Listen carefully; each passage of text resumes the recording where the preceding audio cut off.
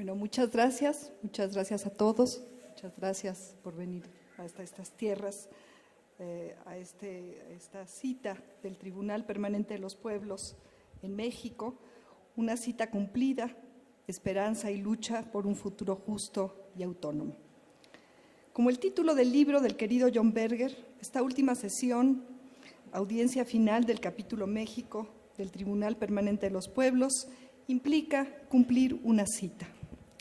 Una cita que era tan urgente como imprescindible cumplir para nuestro país, para nuestro pueblo.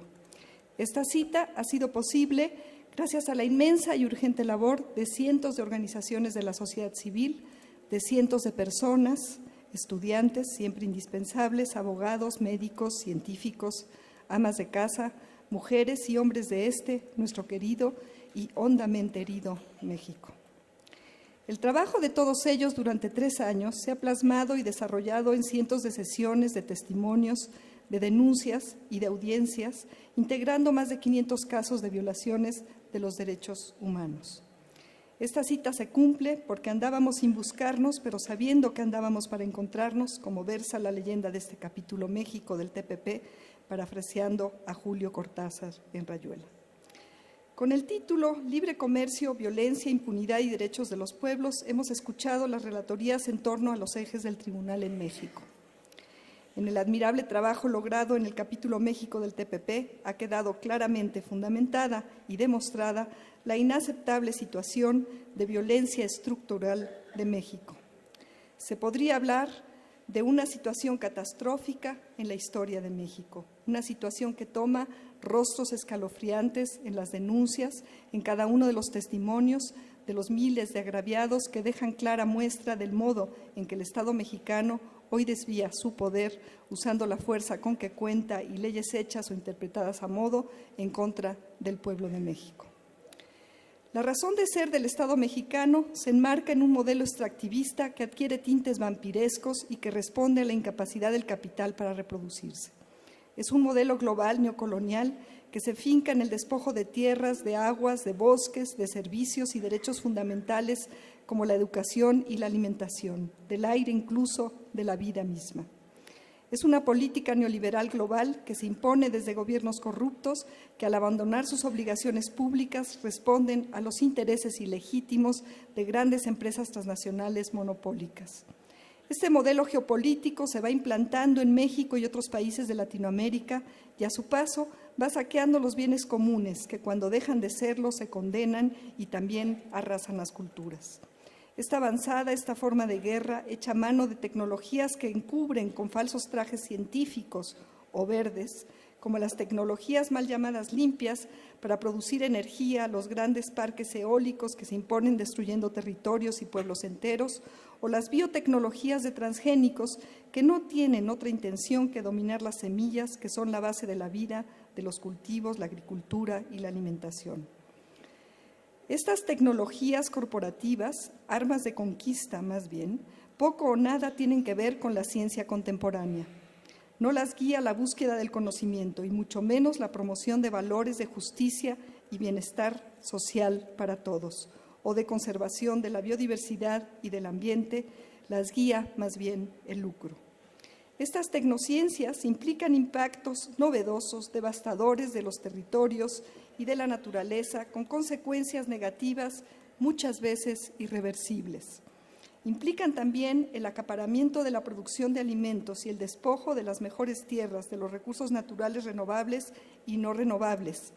así como la concentración desmedida de las bases territoriales de explotación, casi siempre sobreexplotación de los mismos. La imposición antidemocrática de la tecnología transgénica que va penetrando las cadenas de producción y consumo de alimentos a pesar de la creciente evidencia científica de los riesgos y peligros que implican, es un ejemplo paradigmático de este modelo geopolítico de despojo que tiene como efectos colaterales y muchas veces imprescindibles los crímenes de lesa humanidad y de los cientos de violaciones de los derechos fundamentales que se han documentado en este proceso de 3 años del TPP Capítulo México. En los distintos ámbitos en que se va implantando este modelo de dominación geopolítico, geopolítica profundamente antidemocrático, se imponen formas de aprobación de leyes a modo, privatizando las formas de tenencia que protegían los bienes comunes, y se imponen también modos de producción, comercialización y acaparamiento de la tierra o los recursos y servicios para tenerlos todos ellos a expensas del insaciable ímpetu de acumulación de los grandes capitales del mundo. Este modelo va cancelando la soberanía de México y de otros pueblos del mundo. Implica saqueos y a veces genocidios de los pueblos destruidos para así tener menores costos en los nuevos planes de extracción, como es el caso de los nuevos planes de negocios en torno a la explotación de los hidrocarburos. La comunalidad queda avasallada y con ello la cultura de los pueblos, sus acervos de valiosos y ancestrales conocimientos o tecnologías, de semillas, de recursos, de tradiciones que se han conservado y heredado de generación en generación, fundamentales para el futuro de la vida en la tierra, se van destruyendo.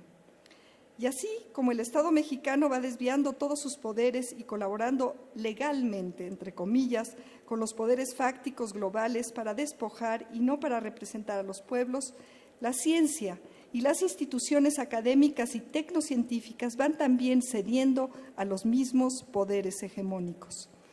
Así como se intenta cancelar la autonomía alimentaria, cultural, energética, en fin, vital de los pueblos, también se va amenazando el derecho a una ciencia autónoma, cabal y rigurosamente anclada en el conocimiento,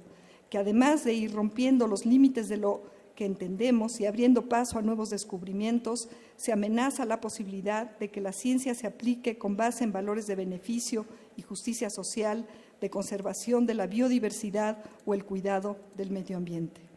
Esto es muy grave, pues en contraste con lo que sucedía en el pasado, en que la ciencia intermediaba entre los poderes públicos y los poderes fácticos en favor de la sociedad y el ambiente, ahora ésta se queda desprovista de la misma ante crisis ambientales como el derrame de venenos por grandes empresas de toda índole, crímenes de lesa humanidad como los denunciados ante este tribunal, como el que acabó con la vida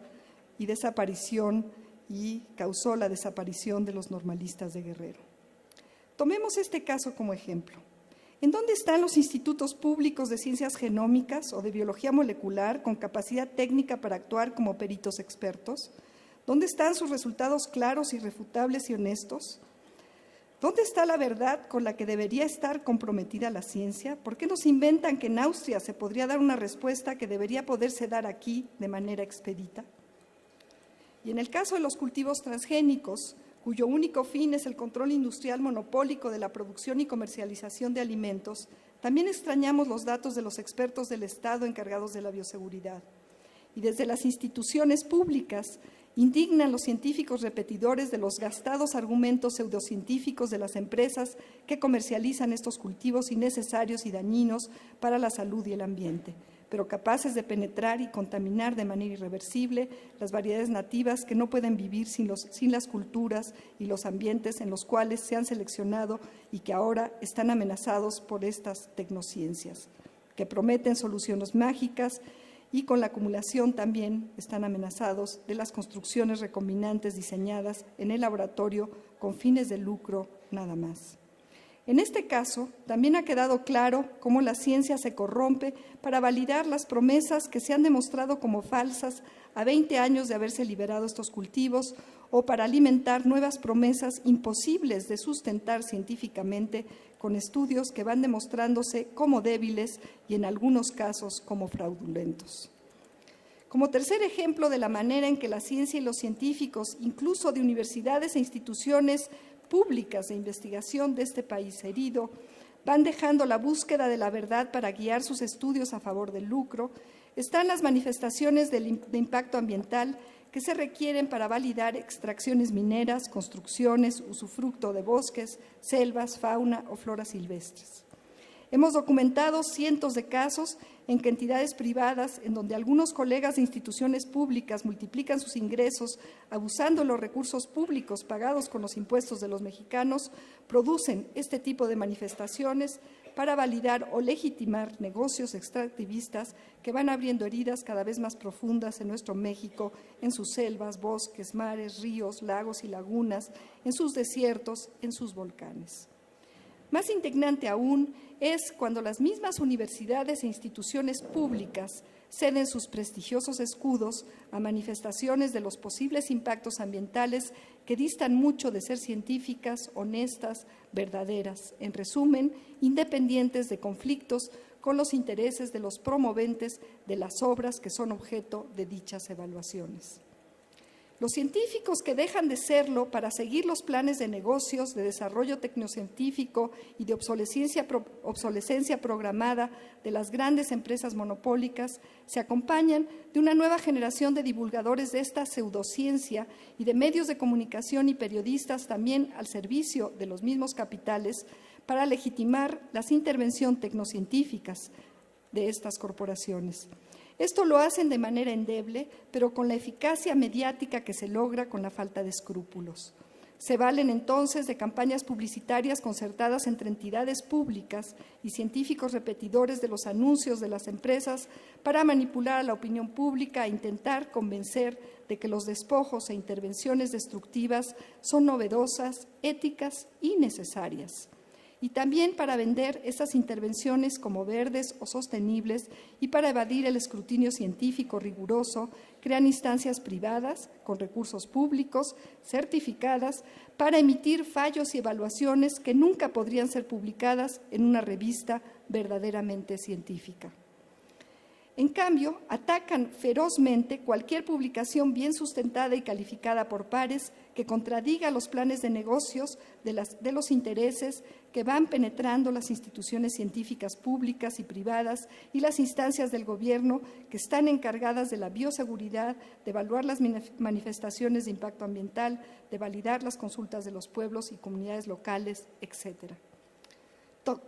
Todo ello va haciendo que la población cada vez confíe menos en la ciencia y en los científicos. Esto es también muy grave. Es urgente fortalecer el desarrollo intelectual, tecnológico y científico, impidiendo que se supedite a un sector corporativo con ligas a los grandes monopolios. El pueblo de México y la sanación de las heridas que ha dejado ya el modelo extractivista, así como los retos de producción de alimentos sanos de manera soberana y agroecológica, demandan una ciencia independiente y autónoma, robusta y transparente, que sirva a sus intereses y se guíe por el conocimiento. Los científicos agrupados en la Unión de Científicos Comprometidos con la Sociedad, respondiendo a esta necesidad urgente, hemos formado redes interdisciplinarias independientes de cualquier interés privado o partidista, con un cabal compromiso con la verdad, para analizar los casos de intervención tecnocientífica con impactos nocivos en la sociedad y el ambiente de México y otros países de Latinoamérica. La ciencia promovida desde la UCS también está dispuesta a reconocer las incertidumbres y las dinámicas complejas de los sistemas socioambientales y con ello a siempre privilegiar el principio precautorio que exige tomar medidas que reduzcan la posibilidad de sufrir un daño ambiental o de salud grave e irreversible, a pesar de que se ignore la probabilidad precisa de que éste ocurra. Dado que el Estado mexicano actualmente ha renunciado a trabajar para el interés del pueblo, urgimos a los científicos, académicos, profesionistas y estudiantes a empeñarse desde sus ámbitos de experiencia y conocimiento a formar redes autónomas éticas que blinden y garanticen los derechos fundamentales de los pueblos a un ambiente sano, a sus culturas y costumbres milenarias, a la integridad de sus territorios, de sus semillas y también a poder adoptar un estilo de vida sano que implica una alimentación también saludable y autónoma. Es urgente, como escribió poco antes de dejarnos nuestro entrañable, querido amigo, el doctor Andrés Carrasco, a quien desde acá rindo un cariñoso homenaje por su valentía y valía como científico.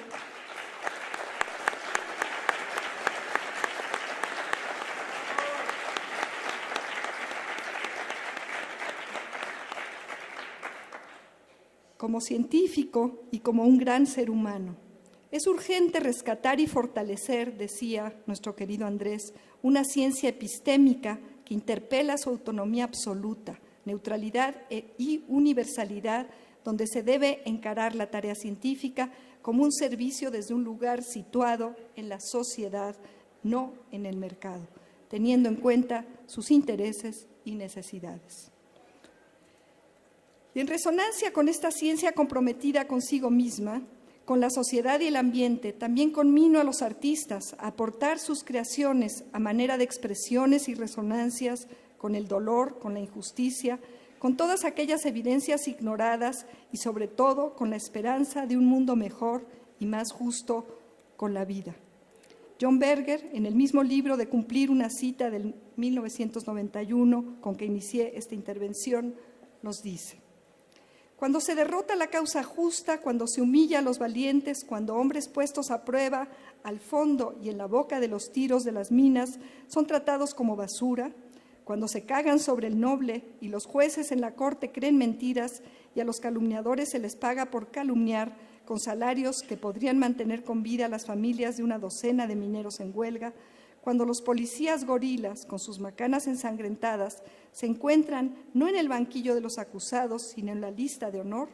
cuando se deshonra nuestro pasado y se desdeñan sus promesas y sacrificios con sonrisas de ignorancia y maldad,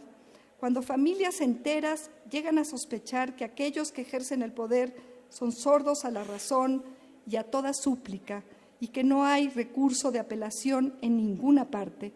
cuando poco a poco uno se da cuenta de que pese a las palabras que pueda haber en el diccionario, pese a lo que diga la reina o informe los corresponsales parlamentarios, pese a la manera en que el sistema se autodenomine para enmascarar su vergüenza y egoísmo, cuando poco a poco uno se da cuenta de que ellos se han propuesto quebrarte, se han propuesto quebrar tu herencia, tus destrezas, tus comunidades, tu poesía, tus círculos, tu hogar y en lo posible también tus huesos. Cuando finalmente la gente se da cuenta de eso, también puede oír sonando dentro de su cabeza la hora de los asesinatos, de la venganza justificada. Eso lo escribe John Berger al referirse a las luchas de los mineros en el Reino Unido. Más adelante nos dice: y nada podría ser más humano, más tierno que semejante visión. Los inmisericordes ejecutados sumariamente por los misericordiosos. La palabra ternura es la que nos es entrañable y la que ellos nunca pueden entender, pues no saben a qué se refiere. Esa visión está surgiendo en todo el mundo. Los héroes vengadores ahora son imaginados y esperados. Ya son temidos por los inmisericordes y bendecidos por mí y quizás por ti.